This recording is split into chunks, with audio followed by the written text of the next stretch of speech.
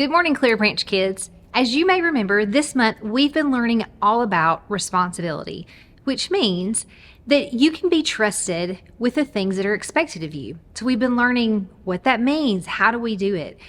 In the past 2 weeks, our lessons have come straight from Jesus, from the New Testament, from things that he taught the people around as well as his disciples. But this week, we're going to rewind way back to the book of Proverbs in the Old Testament. And you may wonder why, when who could be a better teacher than Jesus? But there's a good reason. So when King David died, his very young son Solomon took the throne.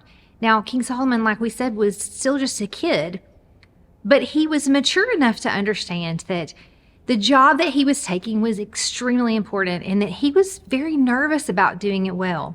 But God was very pleased with Solomon, and so he came to him in a dream and offered him anything. He said, if I could give you anything, what would you choose?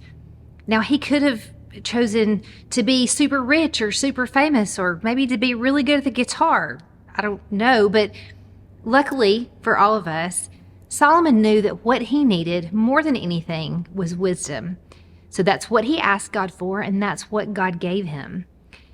Now, as God taught him many wonderful lessons through the course of his life, Solomon wrote those down in the book of Proverbs. So when you open that up, it's almost like an instruction book for how to live.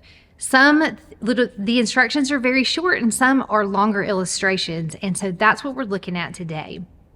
Now, you may remember that in the beginning of time, when God created the earth, the very first thing he did after finishing all of his creations was give us, his people, a job to do. He gave Adam and Eve the job of taking care of the world. So clearly it's important to God that we live responsibly, which is why we make such a big deal about it. So there's no better illustration than the illustration of the ants, and that's what Solomon talks about here. He tells us in Proverbs to look at the ants and to see the wisdom in the way that they move. There's a huge colony of them, but they work together tirelessly to find a place to live, to find the food that they need to eat, to keep the other little ants safe. They do all of the jobs that there are, and they don't rest until it's done. They gather food when it's a good time to gather food, and then when it's not, when it's maybe wintertime and there's not things to be found, that's when they rest. Now, the first week we were told that the most important thing that we can do to be responsible is to love God and love others. And then last week we learned that a way that we can be responsible is to share with others the gifts that God has given to us. And this week we're learning through the lesson of the ants that one way that we can live responsibly is to work hard. God gives us all gifts and talents and a place in the family of God. And so that is our lesson for this week, and also our bottom line, to work hard with the gifts that God has given us.